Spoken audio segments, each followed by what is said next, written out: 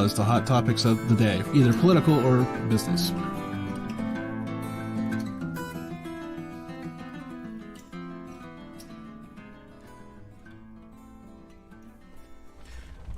I can't even begin to tell you how much I enjoy that music. It really sets the tone. It really sets the stage for this program. Kind of got a beat to it, kind of a little bit relaxing, all that good stuff. Hey, thank you for joining us. I appreciate it immensely. So we're doing something a little bit different. I think I did one of these a few years ago, but I kind of spun it a little bit differently this time.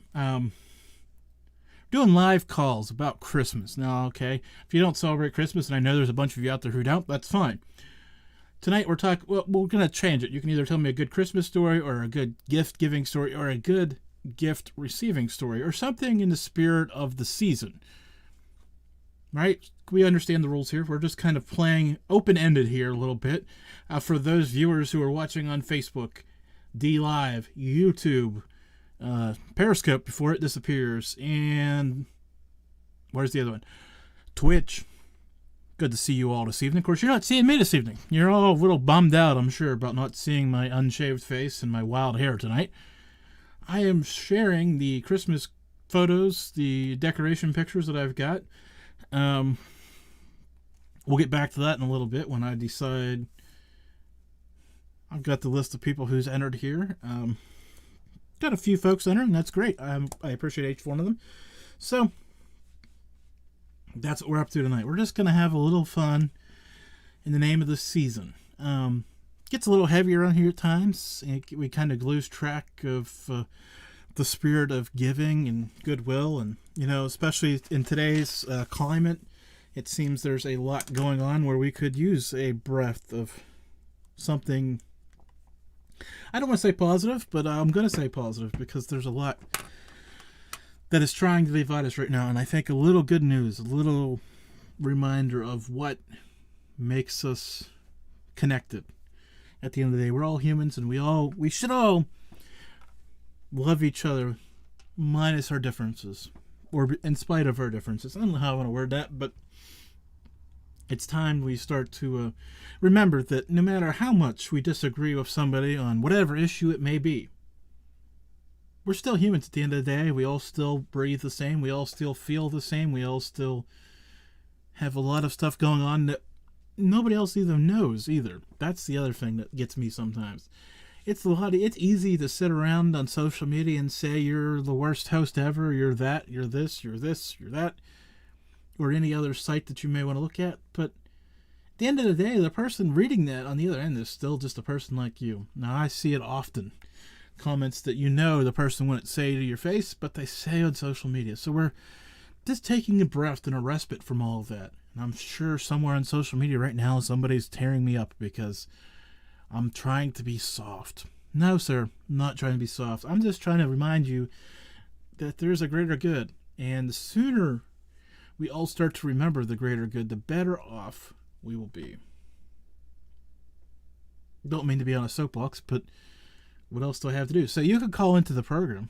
I encourage you to do that. Tell me about your best Christmas. Tell me about maybe there's a sad Christmas, something you want to get off your chest. I don't know. Maybe you don't. Like I said, if you don't celebrate Christmas, there's the giving spirit. That's kind of what I'm going after tonight. It's all there. Just kind of trying to have a different show tonight, a little different tone, a little different flavor. Just because it's due. Okay, so, for those people who may not know the number, 234-738-2552. Save that number in your phone, because I think we started and established a good pattern of doing live calls the first Tuesday of every month.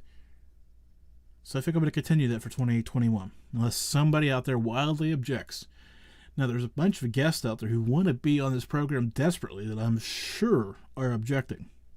I can hear them. Matter of fact, I'm sure somebody's messaging me right now that's saying, Jim, if you do 12 call-in shows, you lose 12 more spots for guests.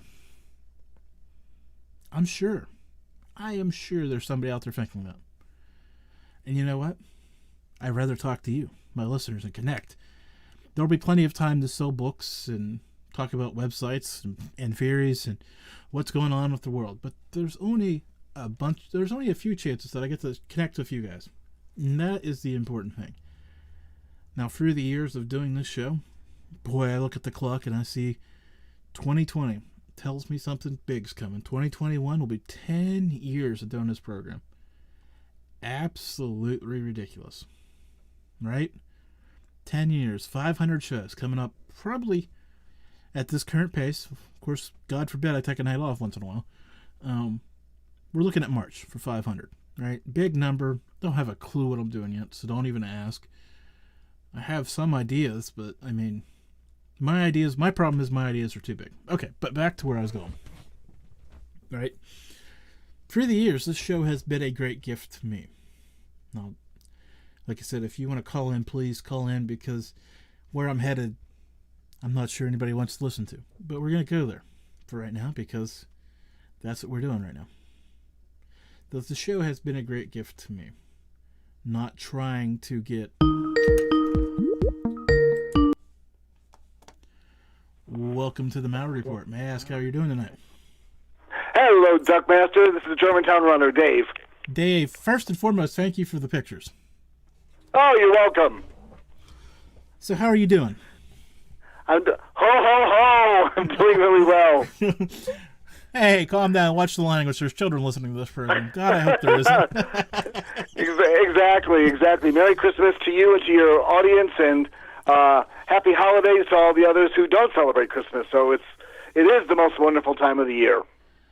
Yeah, it is. I think right now we need it more than ever, because we've been through, well, I'll say it, we've been through a hell of a year, and it seems like everything is so tumultuous right now. So maybe if we could just take a little bit of time and flicker, I'm looking at my little candle flicker over there, and see a flicker of hope, we can do a good thing. Absolutely. I agree with you completely. And so I've been thinking all week since you said you were going to have, people calling up and relaying their famous favorite Christmas stories to you. So I've been racking my brain all week, and I've come up with two, a longer one and a real short one, and I thought I'd share them with you. Go ahead, please.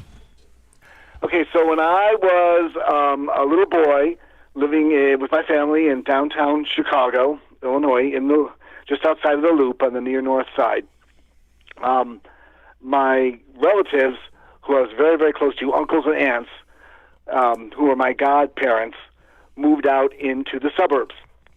And my family followed them shortly thereafter. This was in the late 1960s. As a little tiny boy, I was in kindergarten. And my brother, who was 3.5 years my junior, he and I were little blonde towheads, and neither one of us ever knew our grandparents. They all died before we were born or within the first couple of years of us being born, so we never had the benefit of having the experience of having a grandparent. So my godmother, my dad's sister, kind of became my de facto grandmother. She treated me more like a grandparent than she did my godmother or my aunt. And she would do something unbelievably special every year. And I remember it, and we did it from like the time I was 5 years old to the time I was 10 years old. What she would do is, in many old cities, like in Pittsburgh and New York and Chicago and big industrial gritty towns, there was always a very well-known department store, old department store with wooden walls, wooden paneled walls on the inside, a formal dining room in a department store. Believe it or not, this was a different era back then, but a lot of department stores did this. Later on, they devolved and they all had lunch counters and things like that. But this was during a time when there were still formal dining rooms in department stores. Some still survive through to today. Well, the most famous one, of course, in downtown Chicago was and is Marshall Field and Company, which is now owned by Macy's. But back then it was owned by Marshall Field. And they were famous for having this formal dining room with the tallest ceilings that I can remember. And, everything looks tall when you're 5 years old, but I had since been back and looked at it to refresh my memory a number of years ago, and those ceilings were still tall. And in the corner, they had a giant giant Christmas tree. I mean, it was a showpiece. Like it really belonged outside. It was so tall. It was so big. And there was seating all throughout this dining room, this dining area. But my aunt, who was, I'll just say it, she was very, very wealthy. She was well-to-do, as was her husband. They were very prosperous after World War II, and they owned their own roofing company in Chicago. They started it from scratch, built it from nothing, and became very successful. So one Christmas tradition is she always took my brother and me to Marshall Fields for like a weekend Christmas afternoon lunch. Lunch with ice cream and cake and regular food too, but ending with ice cream and Christmas cake and blah blah blah. And somehow, I was always amazed by this.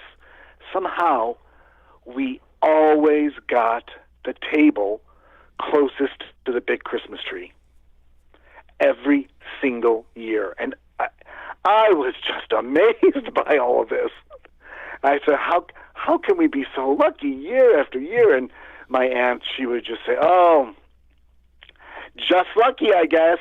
You boys must have been really good this year."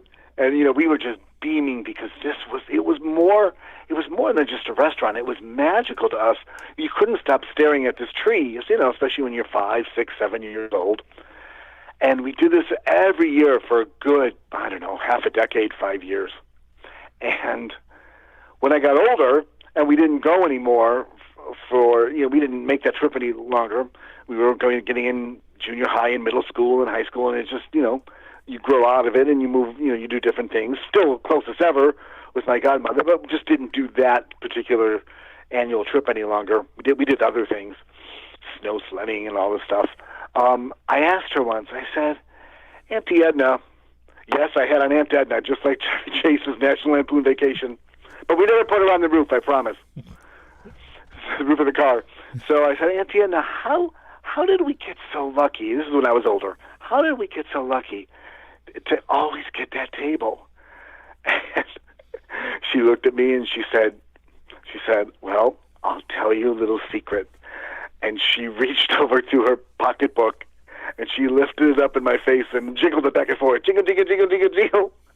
In other words, she was telling me that she tipped handsomely the maitre d', handsomely the person that was seating everybody, to make sure that when we arrived at Marshall Field that we would get the table next to the Christmas tree.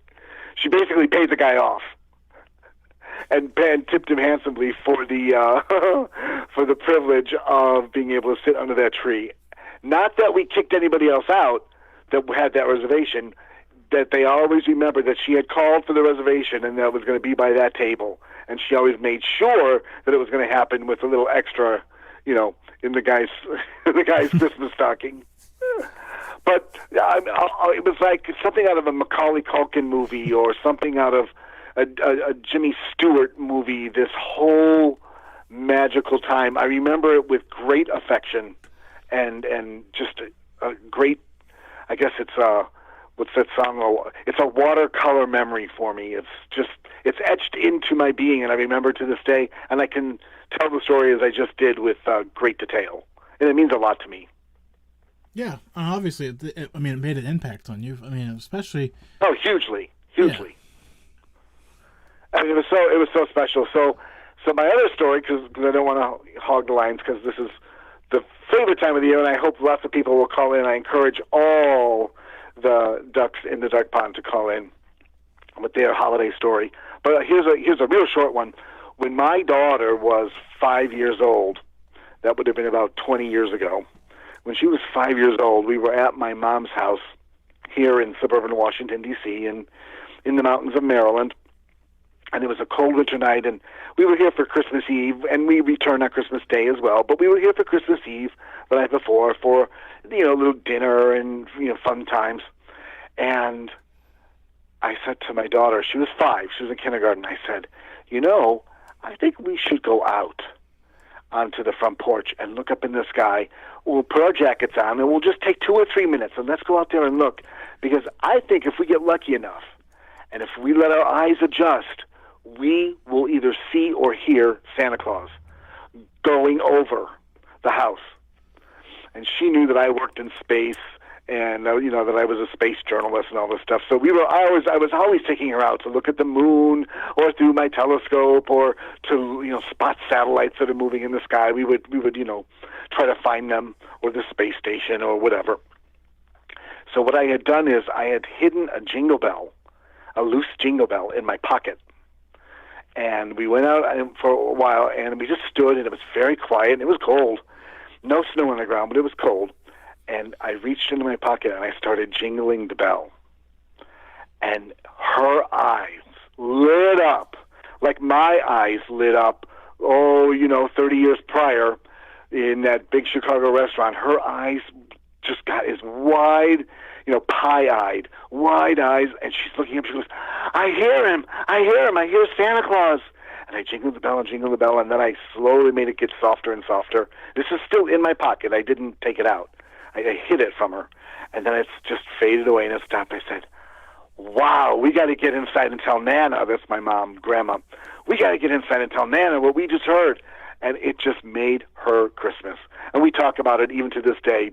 Every year we remind ourselves of that story, and we retell it at the dinner table on Christmas Day. So there's a short story for you. Well, that's magic, though. That's the point of what I'm trying to get to. Like, there's these just inherent moments that I think everybody has somewhere along their line. Like I said, even Christmas or otherwise, that need relived and rethought of. Especially this time of year where we might not be doing the same things we have for many years. Exactly. And in an era where cynicism seems to be predominant right now, and where a loss of innocence seems to be the rule rather than the exception, I still like to cling to those watercolor memories. I really like them. I really like them, as you can tell. Well, I think we all do. I think we just like I said, we need the reminder. So, two things before you rush off. I've got you. Yes, ask away. Yes, I've got you and 3 other people that entered the photo contest. So I'm going to be sending everybody something. I don't know exactly what yet. Is that nice of you? Thank you. You don't have to, but but what a nice Christmas surprise. Yeah, I'm not exactly sure what yet. I've got some old stickers and so I don't know. I'll just whatever I got, I'll shove in an envelope and send out to everybody. Well, I like what they say in the Peanuts Christmas cartoon, where Sally, Linus's little brother, he's taking dictation from her, or from Charlie Brown is taking dictation from her, and he goes, well, Santa, I want this and this and this, and if you don't have that, I'll take 10s and 20s. Well, I don't have it. Well, maybe I will soon if this all works out. I'll have 10s and 20s, but I don't. That's a whole nother can of words. Monopoly money. The other thing while I have you here, well, I guess it's part and parcel of this. I've got a question and I've got a statement. I know I tell you this often, but I'm thankful for you and all your support for the years. It just means a lot to me. And thank you. But having said all that, now I'm going to put you on the spot. Now see how this works. Here we go. January's coming, and I've been doing these live calls right on the first Tuesday of the month. And 2021, what do you want to talk about off the top? 2021.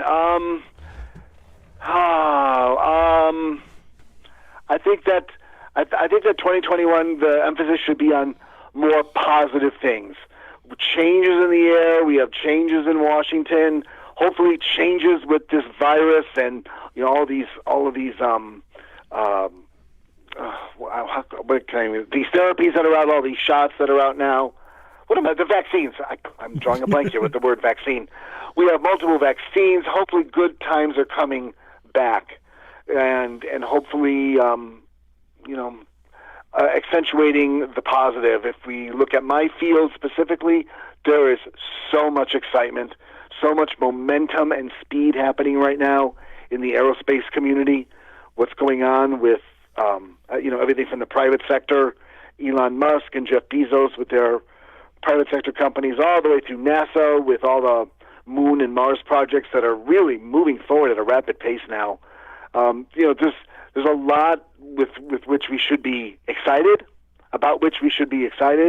hopeful, And so I would like to see 2020 be at least a little bit more positive than 2021 be at least a little more positive than 2020 was.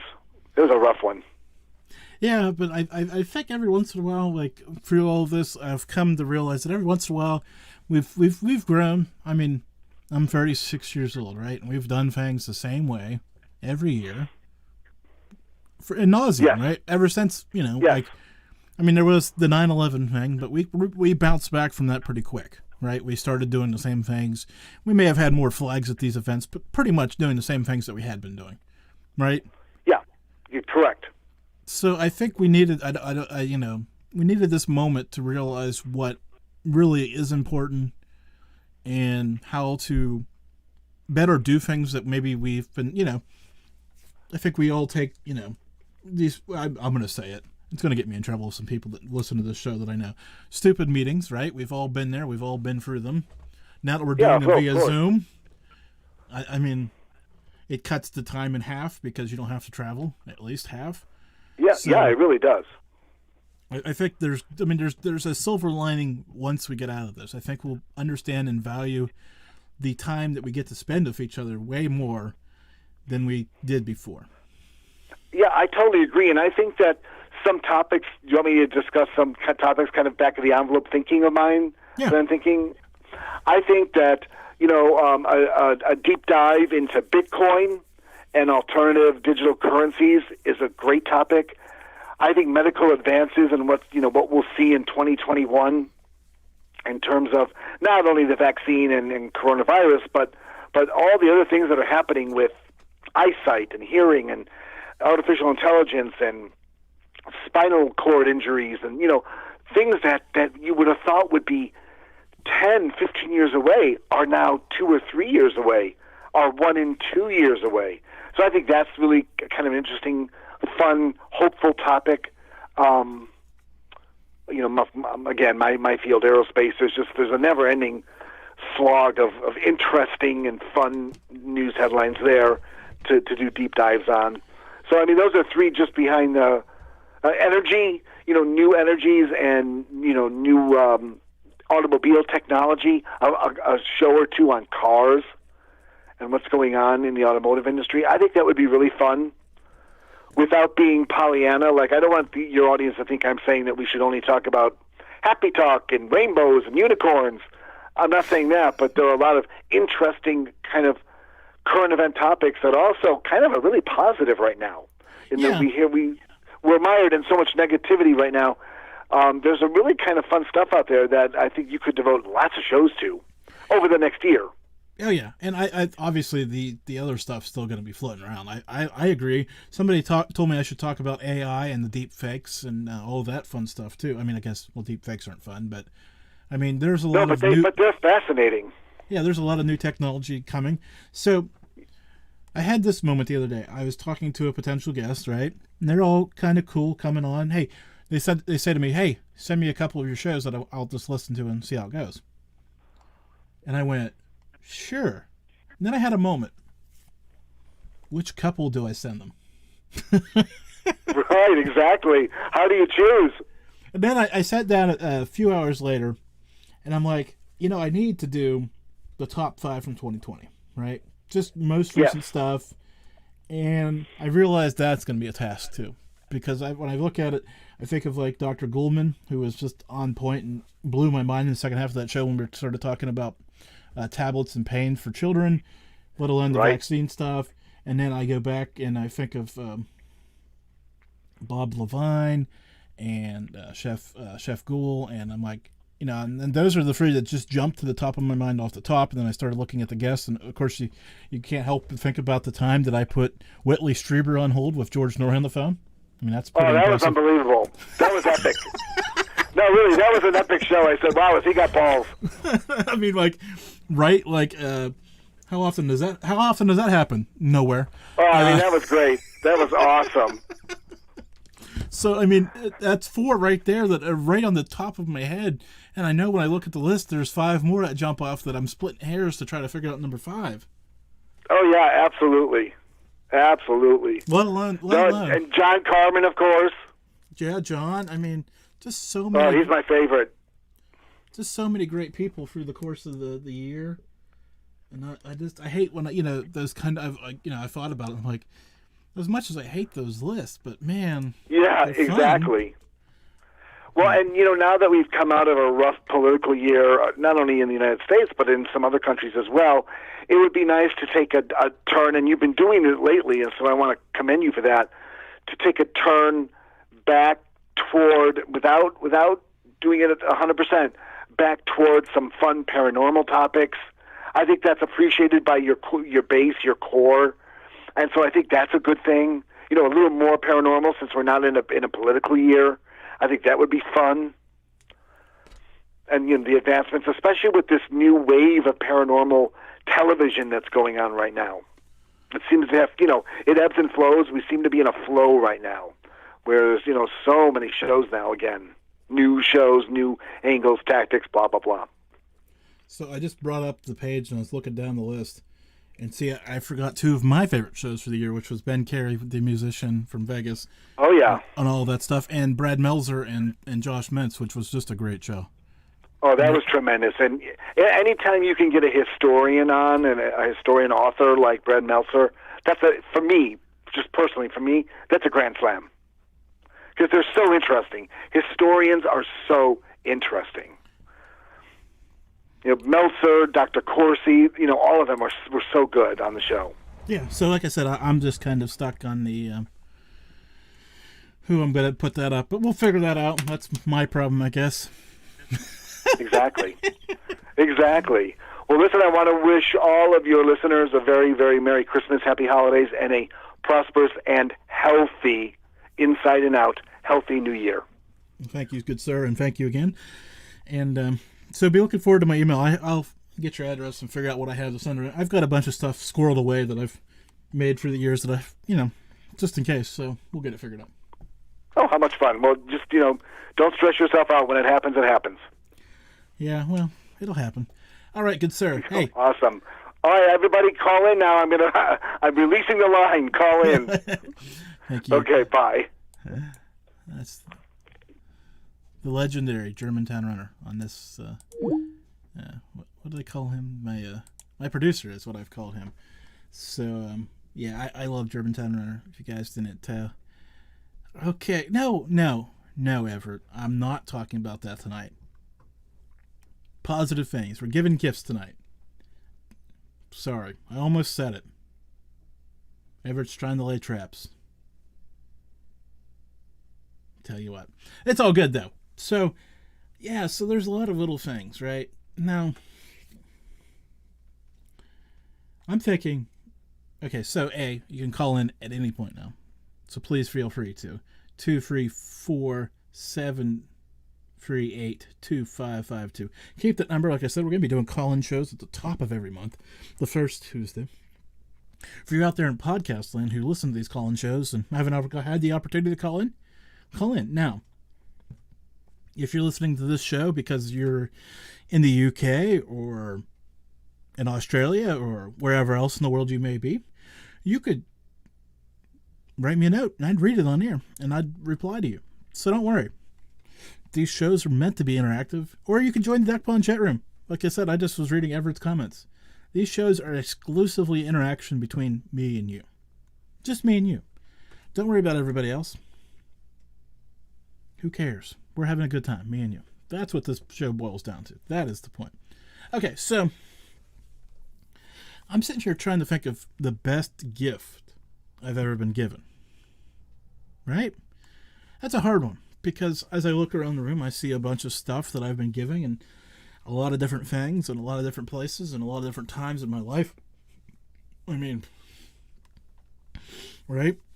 A lot of different sentimental things, especially here in the studio. I've kind of tried to gather them up so I could see them and really enjoy this atmosphere of the show. Of course, it's not quite complete, but I don't think it'll ever be, right? And I look over there and I see a couple of items that really mean a lot to me. Of course, they weren't birthday gifts. They were just gifts that were handed to me at different points. And I think there's something to be said for that too, right? The unexpected gift. The moment of, hey, come here, I've got something for you. right? Think about it. That is something. I mean, yeah, birthday gifts are great, and I see a few of those, and some other stuff, and some stuff that I bought myself, and right, you got all this other fun stuff. But so I'm going to tell you about two of the things I'm looking at right now. The first thing sits in front of the other. So here we go. The first thing I'm looking at is a hand-carved wooden sign. Camp, sit, and talk. Back in the day. Back when, well, probably younger than Germantown Run was talking about. Like from the age of like 3 to 6, 7, right? When I was a young lad, the family used to have a camp up there in the Allegheny National Forest. Actually in the forest. Little private property pieces that were still, you know, these little houses sat on, little cabins. We used to go up there. I don't remember too much about those days, but I do remember being there, and I do remember there was no TV, radio. It was just people sitting around and talking. Right? Just straightforward, enjoying each other's company. Like I said, in the era of COVID, when I look at that sign, it takes a whole different meaning to me, right? But through the years, the, family just sold the camp and we've moved on. Of course, a lot of work, a lot of maintenance, a lot of cost that goes into that stuff, and I get it, right? Totally. Trust me, I totally get it. But that sign, good reminder of a simpler time, and that's part of the reason it's here, right? To remind me of that. I guess that'd probably be the motto for how I want to do the show, right? Sit and talk. That's it. Just have a good conversation with people. And behind it sits a triangle case with a flag in it.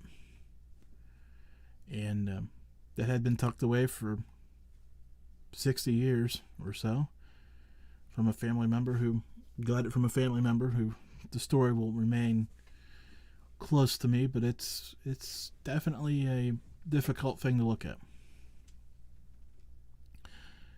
Because when you get those flags that are folded like that, and they come from a service member who had passed, who didn't make it home, you take a moment, you look at that flag all the time, and you say thank you, first and foremost. But then you realize, it's surprising it's still here. I don't want to get into all the details of that, but it's a good gift, right? Been around for a long time, and I'm glad that it's finally, I don't want to say out in the open. Obviously, it's here in the studio, and I look at it once a week for a little over an hour. But very important to have it and have it still intact as much as it is. But yeah, tough little reminder that there are a lot of brave people out there still serving around the country, serving around the world tonight, who aren't home and won't be home. So we got to take a moment. Well, I've been trying to keep this all very positive and upbeat, but I'm here. Let's take this moment. Let's take a moment and remember those who have lost this year, those men and women who aren't going to be home for Christmas.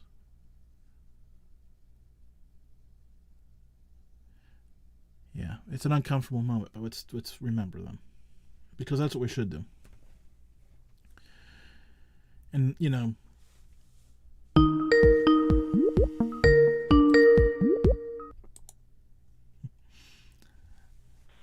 thank you for calling in, saving my bacon there, because I was getting a little too emotional, a little too early in the show. How are you doing tonight? I'm good. How are you, Jim? I'm fair to middle. How are you? I'm good. Greetings from New York City. So you mentioned something that was very interesting just before this, and I agree with you that there are some people that have gave all so that we can enjoy a Christmas. And I always loved Christmas. Had a Christmas tree in the house. My father and my uncle, we used to go down to my uncle and aunt's house in Jersey, and they would one of them would dress up as Santa and scare the hell out of us. So I always loved the Christmas time of year, and I love one of the things I remember way back when is wasn't as so commercialized as it is today, which I enjoyed better.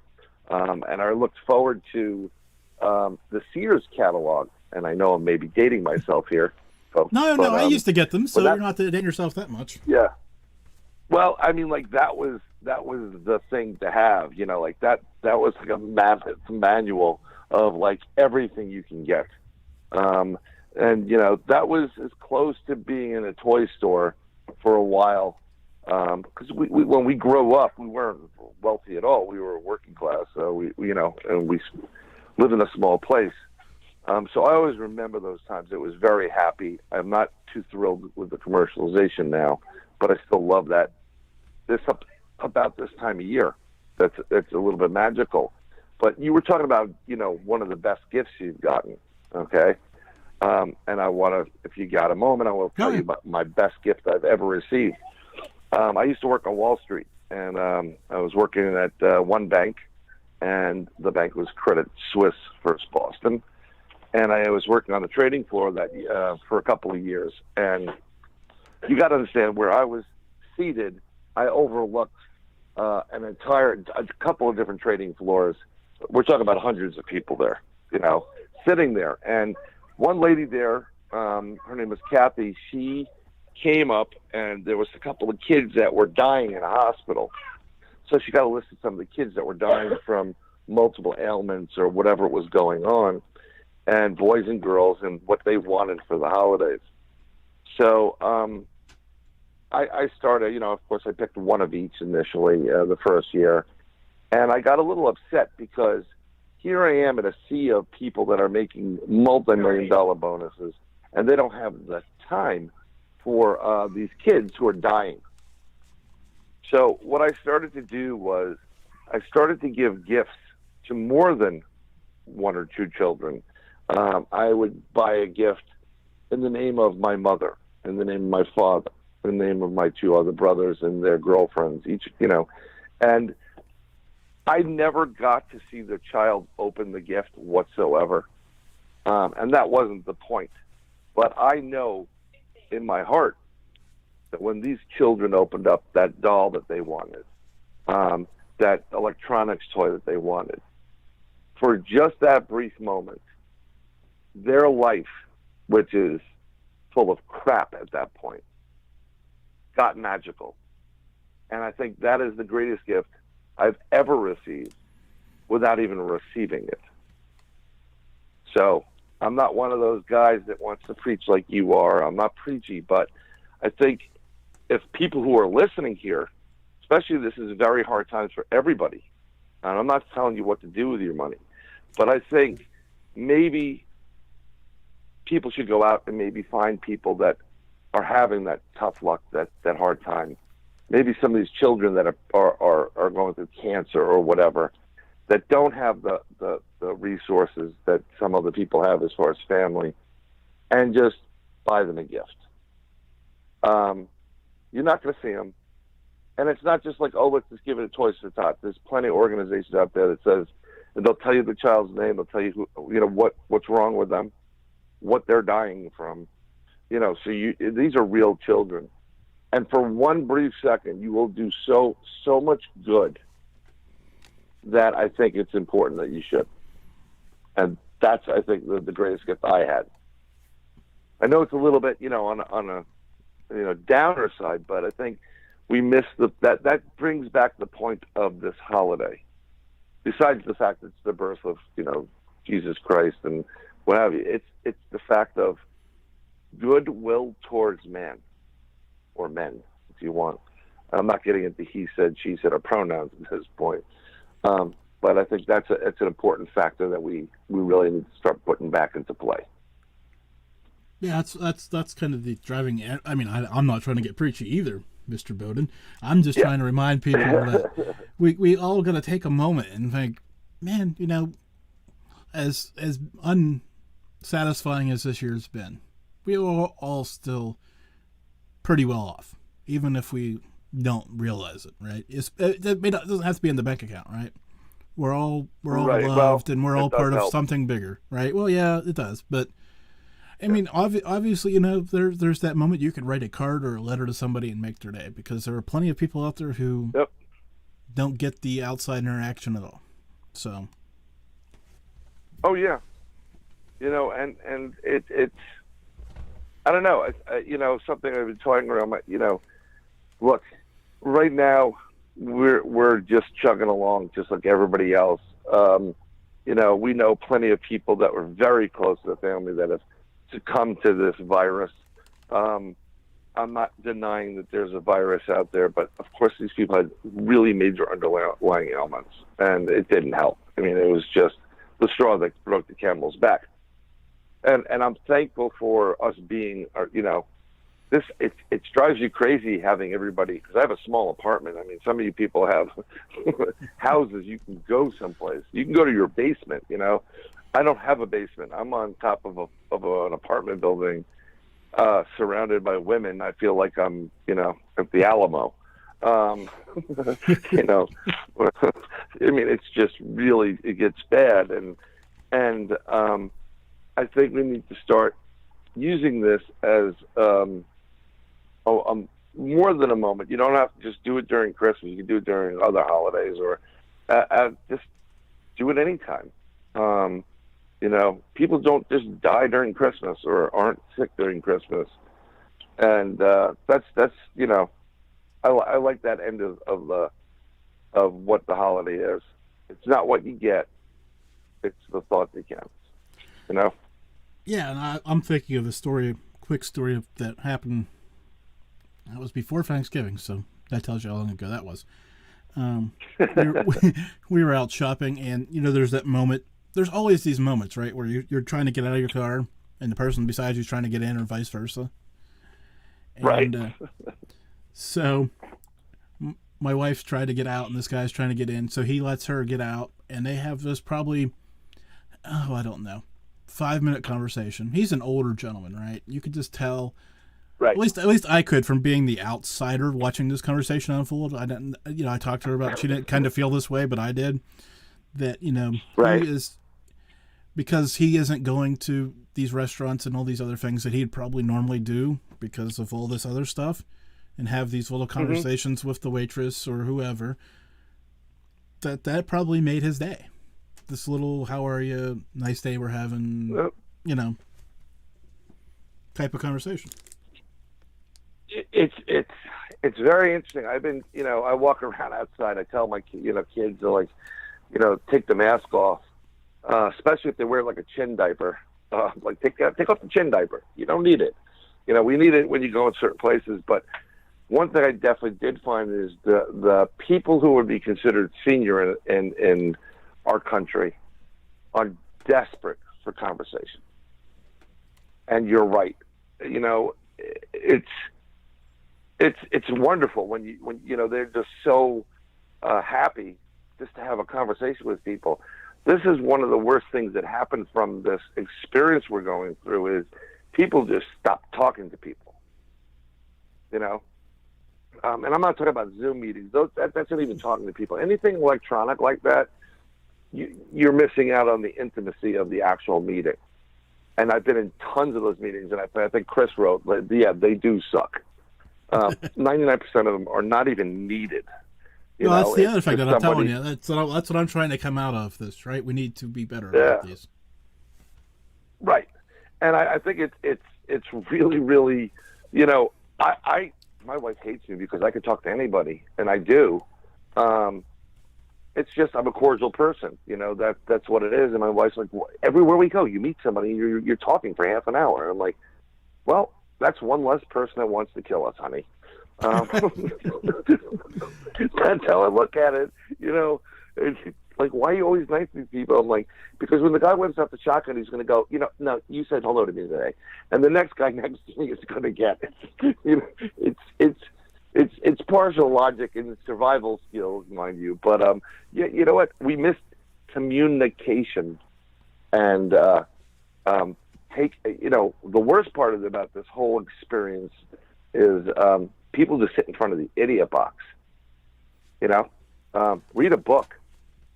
Call somebody you haven't talked to in ages.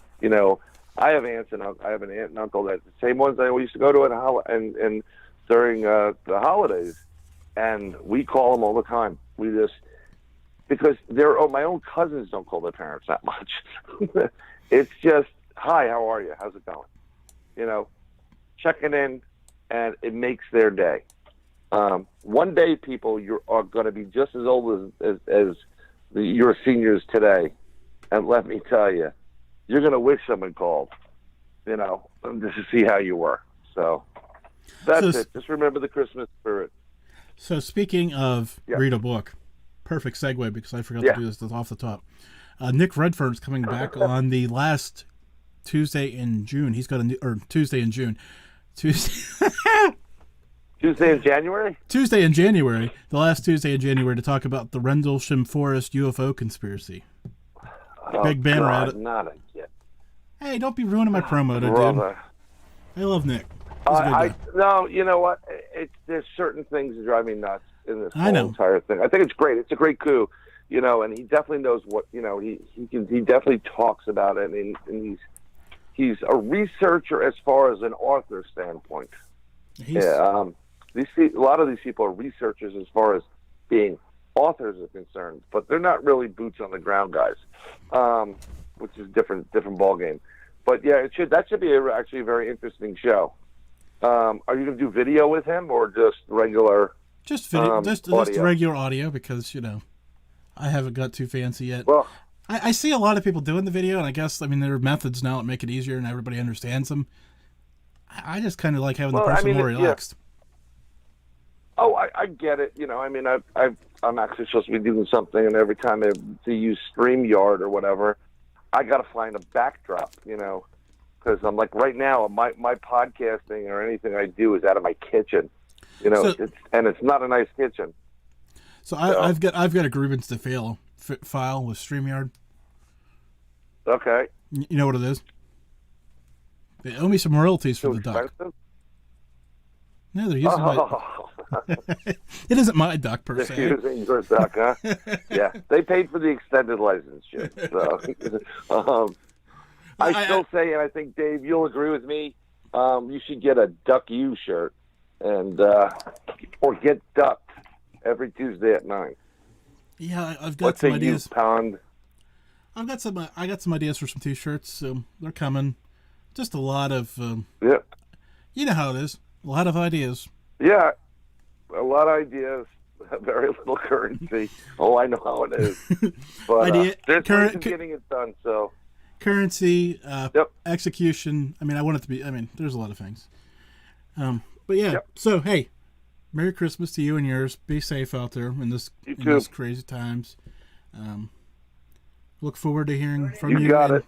In 2020, you heard Germantown Runner's list of things that he wants me to talk about. So, anything you want to add? I guess because I think there's going to be plenty of within the next 4 weeks to talk about that will last more than one whole year. And I think, Germantown Runner Dave is in the aerospace industry, and I think you're going to understand what the real reason why we have Space Force up in space right now. Ooh, Space Force. You're going to actually be front line and center while it takes place. Everybody. So, just like that's I'm going to leave you with that cliffhanger. Okay. It's going to get interesting. Brian Bowden blows off right now. Be well. Happy New Year. Happy and healthy to everybody. Thank you, sir. Have a good evening. You got it. Bye. Brian Bowden there. So we've got about 9 minutes. I've got to subtract the outro music. Thinking about Duck U too. Opening a college. Get some educational stuff going. Just saying. Good stuff. Of course, the problem is there isn't a good... maybe there is. Maybe Brian Bowden knows this or Chris Olsen. These guys are in that kind of design field. I need an F that looks like a D. Or a D that looks like an F. Right? If we're going to do this, we got to do it right? The eye-catching kind of... but I don't want to play with the thin lines. I think we got to figure out a good crazy font to mess with people. But anyways, enough about that. We don't want to be... bringing down the positive show here with the other word. No, I'm just kidding. We'll get it figured out. Just kidding. Send the hate mail to junk@themalliardreport.com. Yeah, that's junk. Just go right in that folder. Often, I check that junk folder. Kind of like the spam folder. Delete. Anyways. 9 minutes left in this giving show. And I'm here to, like I said, these call-in shows, I love them immensely. Get an opportunity to talk to some of my favorite people on the planet. And you could be here too. Right now, 234-738-2552. Sorry,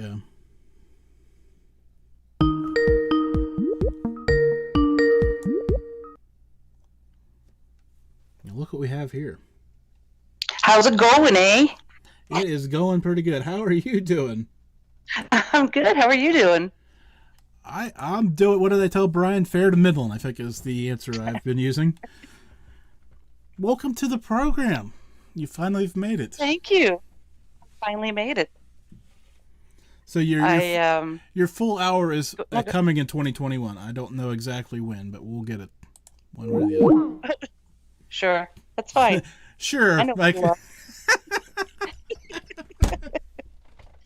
Okay, for those who are unaware, because obviously it popped up on my screen because she called me on Skype, which is cool. Cat Ward of Paranormal Heart, Facebook group, podcast. Any other points beyond that I don't know? Not yet. Not yet. Not yet. So what's on your Working on mind? it. Oh, not yet. Okay. Hey, well, maybe the yet will be when you get to be on the show. Maybe we can twist your arm a little bit to get the yet out of you. So what's on your mind? Well, I just wanted to mention a couple of little Christmas stories. And it's pertaining to my kids, of course. About 4 years ago, my daughter and I were at Walmart, and this gentleman approached us. Well, first of all, we noticed that he was trying to talk to people, and everyone is ignoring him. And he wasn't from Canada. He had really broken English. So he came up to us, and he says, come here, where he's in the toy section. He was visiting his family and wanted to buy a toy for his grandson and didn't know what would be age appropriate.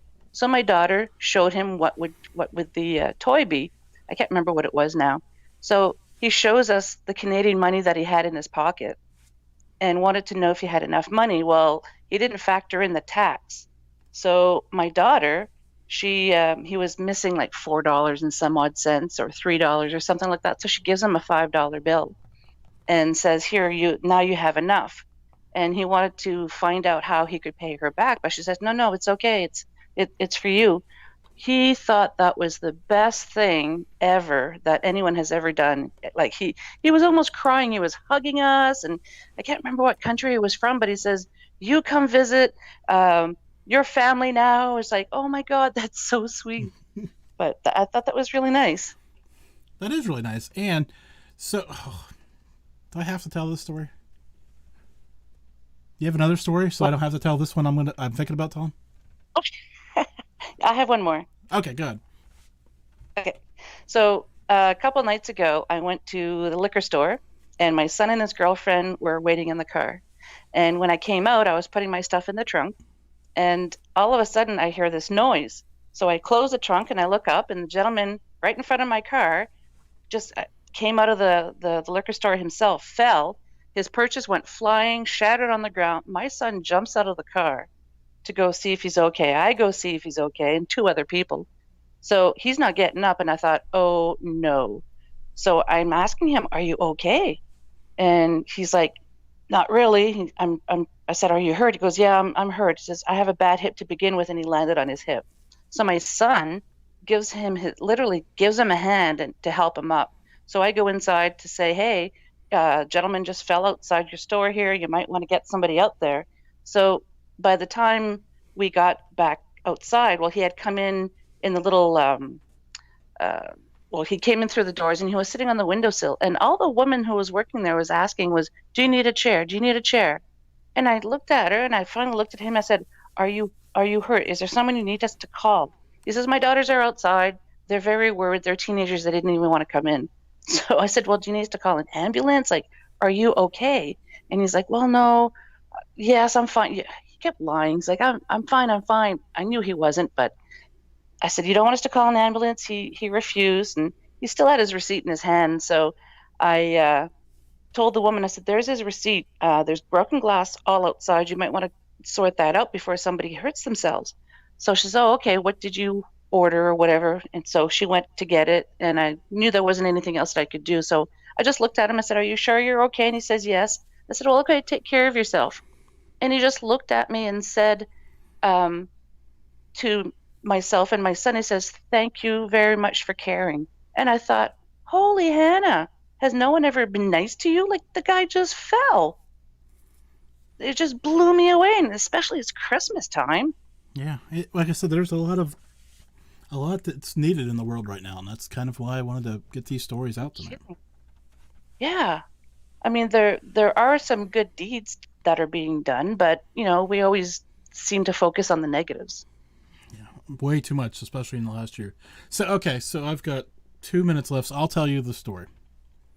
Okay. Younger Duckman was out of the restaurant and paid, 3 or 4 of us, and I said, hey, I paid my bill and I had $1 left. Now, yeah, it's tip, right? So I said, hey, here's the deal. There's a lottery machine over there. Put that bad $1 in there. Whatever I win, cocky swag, right? Listen to that. Whatever I win, I'm leaving on this table. Nice. Meanwhile, right, lottery machine, what's my odds of actually winning anything? Yeah. Right? So I put that $1 in, scratch that ticket off, win $20. Nice. Left it on the table, which was more than the table had spent on food. Mm-hmm. We were, balling, right? Big money spent. A glass of water and a toothpick. No, we all had drinks, and I can't remember. I mean, I spent $10, so that tells you. I mean, these other idiots that I was with, I mean, I don't even know what they bought, but they came to. I should have just been like, oh, good God, I don't know why I take people out. But anyways, so sure, it made her evening, especially since, like I said, we were probably. I don't recall, but I'm sure we were loud and obnoxious at best. If you were there, yeah. Well, yeah, I get going and the hands get going, and anybody that watches the show knows I don't sit still. So, and your hands are going too? Good grief, you must be French Canadian. But I've got a lot better because I don't hit the microphone. So, the old days, Kat. Let me tell you, I'm glad I had the Yeti because that thing was solid because I knocked the thing over. I learned it fought back. That's funny. So hey, geez. I just want to, like I've told Brian and I've told Germantown Runner tonight, I just want to take a moment and appreciate you and thank you for calling in and all that other fun stuff, and looking forward to actually sitting down to talk about paranormal stuff with you in 2021. Thank you. I look forward to it, and thank you as well. I mean, I started out as a fan, and then it turned into a friendship, and now you a mentor. Helped me out a lot with my show. So thank you as well. Oh, you can save all that stuff for when you're actually on. Okay. Talk to you soon. Okay, take care. Merry Christmas, everybody. Whatever it is that you celebrate, and if you don't celebrate anything, just everybody be well. Thank you. And that's Cat Ward there. Chris, sorry I didn't get to your call, but we are going to be out of time. But we'll get there. Oh, no. Don't call in. Don't call in now. Have a good night, everybody.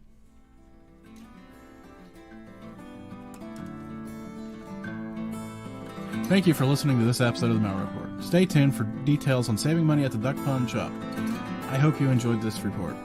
Please subscribe so that you can join us again. And if you appreciate the show, leave us some stars or a review. For more notes from this show or other great shows, check out Malliard.com. A reminder, the views and opinions of this show are those of the host and guest and do not represent any sponsors, affiliates, or any other partners of the Malliard Report. Now for your money-saving tip. Promo code Malliard at checkout of duckpondshop.com, where you can get your t-shirt, coffee mug, and other great products. That's promo code Malliard at checkout, duckpondshop.com. Until next week, stay safe and keep quacking.